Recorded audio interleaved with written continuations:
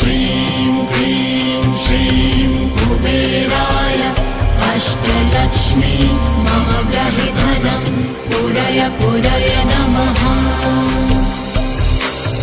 ॐ ह्रीं श्रीं क्लीं श्रीं कुबेराय अष्टलक्ष्मी मम गृहे धनं पूरय पूरय नमः। ॐ ह्रीं श्रीं क्लीं श्रीं कुबेराय अष्टलक्ष्मी मम गृहे धनं पूरय पूरय नमः। ॐ ह्रीं श्रीं क्लीं श्रीं कुबेराय अष्टलक्ष्मी मम गृहे धनं पूरय पूरय नमः।